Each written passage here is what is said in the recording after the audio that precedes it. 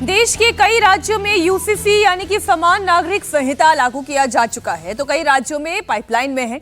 इसी में से एक और नाम जुड़ गया है असम का। असम में भी समान नागरिक संहिता को लागू किया जाएगा और इसके लिए हिमंता बिस्वा शर्मा ने डेडलाइन भी तय कर दी है। हिमंता कैबिनेट की पहली बैठक में यूसीसी लागू करने का फैसला लिया गया है और इसके लिए 25 मई को असम विधानसभा का सत्र बुलाया गया है। 26 मई को यूसीसी बिल को पेश किया जाएगा। आपको जानकारी दे दें कि बीजेपी ने असम चुनाव में यूसीसी लागू करने का वादा किया था और सीएम हिमंता ने अपनी पहली कैबिनेट में ही इसे पूरा कर दिया। शपथ ग्रहण से पहले हिमंता ने इसका एक हिंट भी दिया था। उन्होंने लिखा था कि 21 से 16 तक ट्रेलर है, 21 से 26 तक ट्रेलर है और 26 से 31 तक पूरी पिक्चर। हिमंता कैबिनेट ने यूसीसी बिल के जिस ड्राफ्ट को मंजूरी दी है उसके मुताबिक शादी, तलाक, लिव इन रिलेशनशिप और तलाक के नियम सबके लिए एक जैसे होंगे। शादी का रजिस्ट्रेशन कराना जरूरी होगा। इस कानून से असम की आदिवासी और जनजातियों को बाहर रखा गया है। हिमंता ने कहा कि असम में लागू होने वाला यूसीसी गुजरात, उत्तराखंड, गोवा के मॉडल के जैसा ही होगा, लेकिन असम में आदिवासी और जनजातीय समाज की परंपराएं चूंकि अलग है, इसलिए उन्हें इस कानून से बाहर रखा गया है। हमारे भारतीय जनता पार्टी का जो इलेक्शन मैनिफेस्टो थे, इसमें हमारे कमिटमेंट था कि हम असम में यूसीसी को लागू करेगा। तो पहला कैबिनेट ने ही सरकार ने निर्णय लिया कि हम अगले 25 मई जब हमारा विधानसभा का सत्र शुरू होगा, 25 मई हम लोग यूसीसी सदन का सामने लाने का काम करूंगा। एक हिसाब से बीजेपी का इलेक्शन मैनिफेस्टो का एक बड़ा प्रॉमिस हमने आज पूरा करने का काम किया। तो पहले इस प्रॉमिस पर ही हम चर्चा कर लें कि असम में अब यूसीसी लागू किया जाएगा। हालांकि इसमें एक थोड़ा सा जो फेरबदल है वो ये कि आदिवासी और जनजातियों को इससे अलग रखा जाएगा। तो पहला वादा है, असम में यूसीसी का काउंटडाउन शुरू हो गया है। अब कांग्रेस ने क्यों इसका विरोध किया वो आगे मैं आपको बताऊंगी, लेकिन ये तो ड्यू था और तभी समीर जी बड़े साफ तरीके से लिखा गया था कि आएंगे तो पूरी पिक्चर दिखाएंगे। पूरी पिक्चर दिखा रहे। निश्चित रूप से यह तय था कि हेमंता की जो पहले कैबिनेट की बैठक होगी उसमें यूसीसी का डिसीजन होगा और मुझे लगता है कि बहुत अच्छा फैसला है जो मैनिफेस्टो में था, जो भारतीय जनता पार्टी ने जब चुनाव के दौरान अपना संकल्प पत्र जारी किया था उसमें कहा था कि सरकार में आते ही यूसीसी को लागू करेंगे।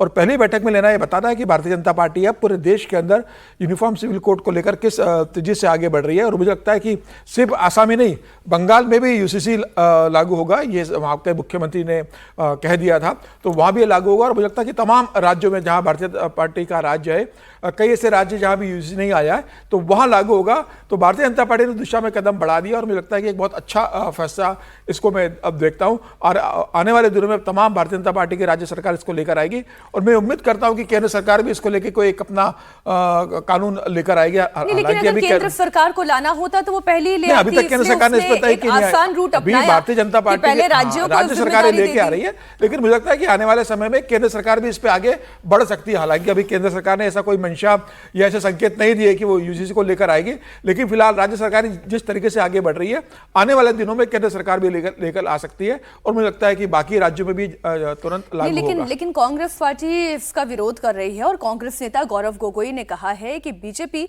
यूसीसी का दुरुपयोग करना चाहती है और इसके जरिए विभाजन की राजनीति करना चाहती है। भाजपा इक्वालिटी में विश्वास नहीं करती, तो भाजपा समाज में जो बंटवारे और विभाजन की राजनीति करती है, उस नजरिए से एक प्रकार का संविधान में उल्लेखित यूसीसी का दुरुपयोग करना चाहती है। और जहां जहां उन्होंने यूसीसी की बात की है, शुरुआत में तो वो कहते हैं कि जनजाति के लोग, अनुसूचित जनजाति के लोग यूनिफॉर्म सिविल कोड से बाहर रखेंगे, लेकिन वास्तविक में ये मंशा उनकी नहीं है। अब दो ही बातें हो सकती हैं। मंशा है इसलिए ये बात कही गई है कि आदिवासी और जनजाति को बाहर रखा जाएगा, पहली बात ये। और जो गौरव गोगोई कह रहे हैं रागी जी कि ये मुसलमानों के साथ भेदभाव करना चाहते हैं।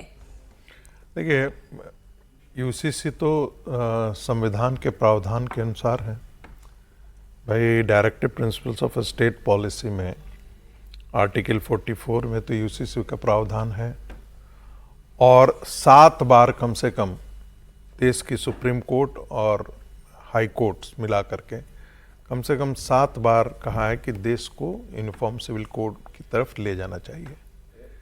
कांग्रेस पार्टी में ये ताकत नहीं थी, कांग्रेस पार्टी ने ऐसा नहीं किया क्योंकि उनको लगता था कि मुसलमानों का विरोध होता है और मुसलमान का विरोध से उसमें पॉलीगैमी भी आ जाता है, तो उसमें मैरिज, प्रॉपर्टी ट्रांसफर है ना, एडॉप्ट, ये जो सक्सेशन, ये सब सारे इससे संबंधित प्रावधान होते। इसमें तो कोई दिक्कत ही नहीं होनी चाहिए। यदि देश का मुसलमान क्रिमिनल लॉ एक मान सकता है तो सिविल लॉ एक मानने में तो कोई दिक्कत है नहीं। और कभी भी ना तो पूजा पद्धति में इसके अनुसार से जानबूझ के कहा जाता है अरे मुसलमानों के पूजा पद्धति में, इसमें पूजा पद्धति कहीं आती ही नहीं है।